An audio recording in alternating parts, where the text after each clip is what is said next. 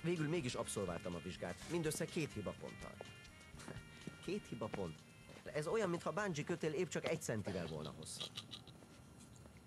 Jó napot! Ritka úr? Jelen. Tibi bár. Tőle fog megtanulni vezetni. Ez itt a taneszköz. Most jövök a karosszériástól. Hátul belém ment egy kamasz. 10 év kikalapolják, de oda se neki. Jaj, de a romos kis pityus. Hogy hívják? Nincs neve. Mindig itt van, nem kell hívogatni. Aha. Viszont csodálatos vizelettartási képessége van. Naponta csak egyszer csorgat. Komolyan? Ilyen fegyelmezett? Ha meg trenírozom is. Hogyha sokat ugat, akkor csak egyszer kap inni. Na, Gergelykém, pattanjon be. Nem oda a vezetőülésre, hogy egyáltalán tudja, hogy melyik a... A vezetett már? Hát, azt még nem nagyon. Legalább nincsenek rossz beidegződések. Na most először kimegyünk a rutinpályára. Nem nyúl semmihez. Mindent én csinálok, mert nekem mindenből van egy másik, mint az ötvös bohócnak. Aha. Na, akkor jó van. Most szépen kiállok. Mostantól maga vezet. Balra. Ne félje, a kormány nem ad tejet. Tekerje. Balra. Na, mostantól egyenesen.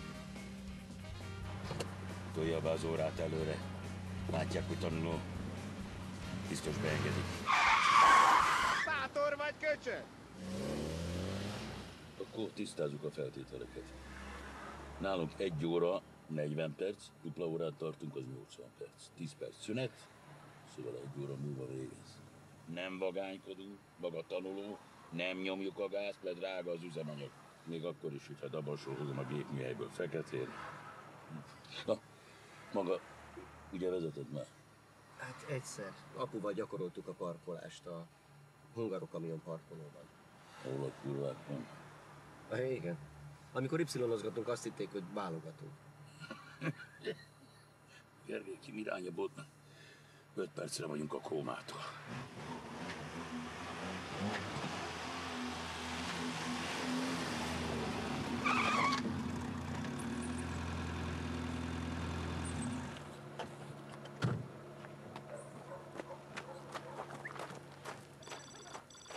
Tibibá az időt is lazán kezelte. Az alatt a 20 perc alatt, amíg bent volt, azon filóztam, hogy vajon most élesztik-e újra a hentespultnál, vagy csak egyszerűen nem tud dönteni a péksütemények között. Oktatásom óriási léptekkel haladt, a szó temporális értelmében legalábbis. 2 hét alatt sikerült megtanulnom elindulni, következhettek hát a komolyabb nehézségek.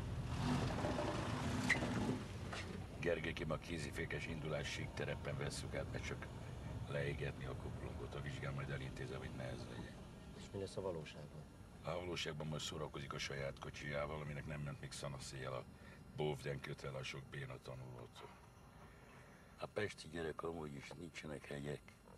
Na szóval, félig engedi a kuplungot kis gázzal, megnyomja a kézifék gombját, és amint érzi, hogy fog a kuplung, elkezdi lassan kiengedni. Ez ugye nem bonyolult. Nem. Utána meg folyamatosan nyomja a gáz.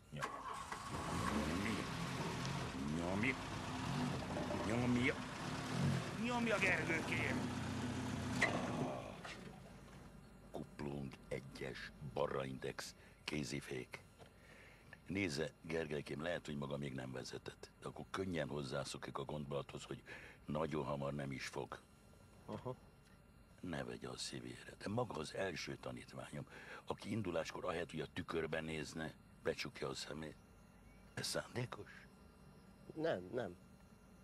Hát nézze, itt fogok nyugodni nem sokára békességbe. Addig minden jó lesz, akkor kriptolakó leszek. Ezt jegyezze meg, mint a Biblia.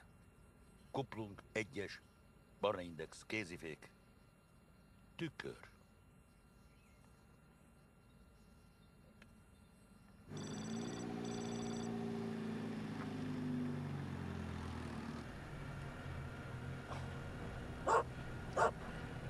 Na most már késő lesz halászni. Légbetétet kéne cserélni, mert hiába nyomtam a pedált, amíg maga nyomta a gázt. az életbe álljon meg, mert mindig azzal jön, hogy mi lesz az életbe. Az életben sem tudja erővel tolni a kocsiját két másik közé. Nem láttam a kutyától. Pedig az életben is lesz kutya, sőt lehet, hogy még nagyobb, mondjuk egy nagyobb család, akitől majd nem lát a tükörbe. Hát nem mondja csak, hogy azért akar két gyereket, hogy kilásson hátra, ugye?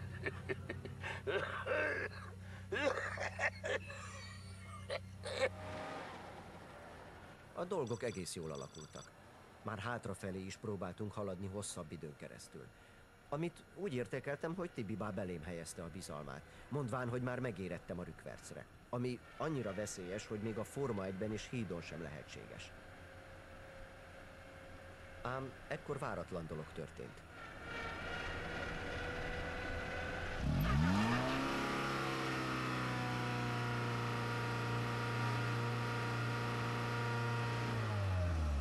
Tibibá.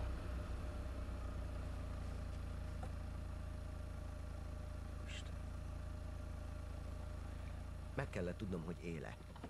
Nem fogom szólongatni, mint az elsősegély kurzuson. Csak nem fogok egy halotthoz beszélni. Először megpróbáltam a sminktükörrel ellenőrizni, hogy bepárásodik-e. Tükröm, mondd meg nékem, halott van-e az ülésen. De nem ért odáig. Akkor mentem rá az oldalsó visszapillantóra.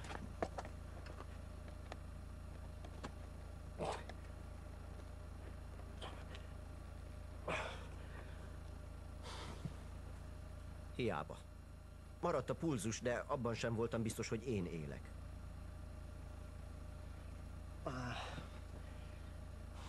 Mi van, ha tényleg meghalt? Mit csinálok majd vele? Honnan hívok mentőt? Vagy ilyenkor egyenesen a temetőhöz kell menni? A saját kriptájához? És nekem kell majd közölni a halálhírt a hozzátartozókkal is, hisz én voltam az utolsó, aki látta? Ez is miért velem történik? Már akkor megölök egy embert, amikor még jogosítványom sincs. Tudtam, hogy a vezetés kockázatos, de ennyire nem lehet. De ha él, hogyan ébresszem fel? Ha rádudálok, lehet, hogy infarktus kap és újra meghal. Ráadásul belterületen nem is lehet dudálni. Pont egy autóoktató halálos ágyán sértsen meg a kreszt. Mintha pornóújságot olvasnék egy misén. És ha megbökném? De az is lehet, hogy nem is alszik, csak csukott szemmel figyeli, hogy mit csinálok, és akkor mit gondolna arról, hogy böködöm?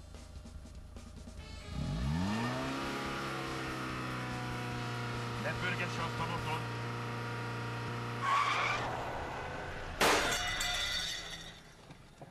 Túlhatásnál nézze hátra. Meglátja, kifizetőzik.